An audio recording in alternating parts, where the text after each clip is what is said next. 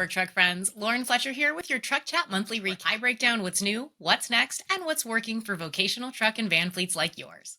This month's stories hit everything from resilience and risk management to design details, leadership lessons, and tech that's reshaping how we keep our fleets moving. If you're looking for inspiration, ideas, or just want to know what other managers are dealing with out there, you're in the right place.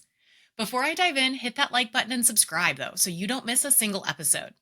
Let's get into what moved the fleet world in September. If your business has fleets to fuel, there's really only one way to go: Chevron. That's because Chevron is the source for insights and fuel. When you're ready to go to the source at regi.com. Let's start with big weather. When extreme weather rolls in, utility fleets are often the first line of defense. A recent article walks us through how they prepare, staging equipment, pre-positioning resources, and putting crews in place before the storm even hits. It's not glamorous work, but it's critical. Without these fleets, restoring power and keeping communities safe would take so much longer.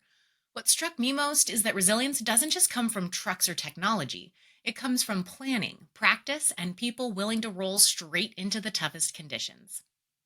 Next up, let's talk insurance. It might not be flashy, but when something goes wrong, coverage becomes the only thing that matters. I dug into how mismatched policies can leave fleets exposed, especially when it comes to cargo claims and liability.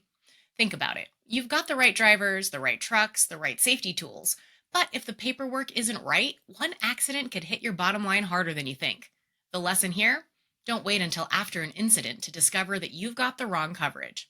Fleets that get ahead of this are the ones avoiding nasty surprises and protecting their teams when it counts. Then there's the story of Acela, a severe-duty truck company led by a CEO with firefighting roots that designs equipment saving lives on the road every day.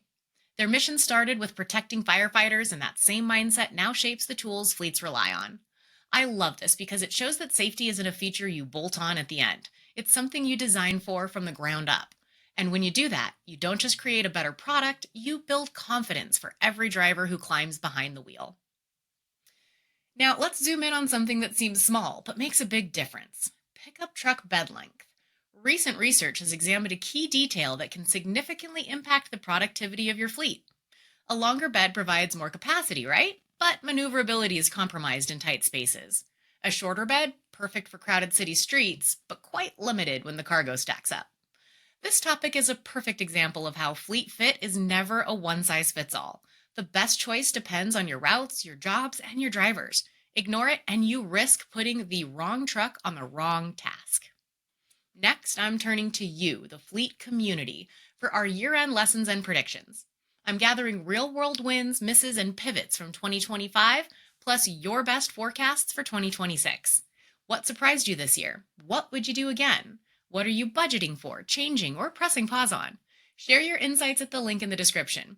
Your on-the-ground experience will be a part of our year-end coverage on Work Truck. And speaking of features, if you haven't received your latest print issue of Work Truck yet, here it is. I love being able to flip through these stories in print, and this month's issue is packed with even more insights than I could cover here. It's always a nice reminder that whether you're reading online or flipping through the magazine, we're here to keep your fleet informed. All right, let's switch gears and talk about what you can watch this month. First up, one of my favorite highlights of Work Truck Exchange. I sat down with an Editorial Advisory Board panel of true industry veterans, Amy McAdams, Bob Adamski, Kevin Ryder, and Michaela Baldwin, to talk real-world challenges like supplier relationships, tariff pressure, data overload, and culture. The heart of the conversation, though, was how we grow the next generation of fleet pros with mentorship, hands-on training, and internships. It's a veteran-to-veteran download with actionable takeaways around transparency, open communication, and creative problem-solving you can bring back to your team. Join the conversation and watch today. Next, fuel. We all know it's one of your biggest expenses. In Fuel Management Secrets Every Fleet Manager Should Know, Bree Perry-Lang from Fleetio laid out practical strategies for trimming costs. And I mean real, everyday things like cutting down idle time, monitoring driver behavior, and fine-tuning routes. Nothing fancy, just smart adjustments that add up to serious savings and superhero-like feelings. If fuel prices are eating into your budget, this one's worth a watch. And finally, the always insightful Matthew Betz shared his perspective on fleet leadership. He talked about the lessons he's learned across decades in the industry and why building connections still matter just as much as new technology. In our Fleet Legends series, sponsored by Legend Fleet, what I loved most, beyond getting the time to talk to one of my favorite people in Fleet, was how he emphasized that relationships, whether with drivers, vendors, or other managers, are what really sustain a fleet. His advice was part leadership playbook and part reminder of why this industry is so people driven. And now, let's hit a few quick stories making headlines. Cox Automotive is combining its fleet services with FleetNet America. That's a big consolidation move designed to give fleets broader support under one roof. Motive just stepped into workforce management, adding tools to help with scheduling and oversight. It shows how fleet tech is moving deeper into everyday operations. Halfinger cut the ribbon on a huge 177,000 square foot parts distribution center, complete with robotics to speed up fulfillment. Faster parts, less downtime. That's something every fleet manager wants to hear. Rivian officially broke ground on its Georgia plant. It's another big step in ramping up production for electric work trucks.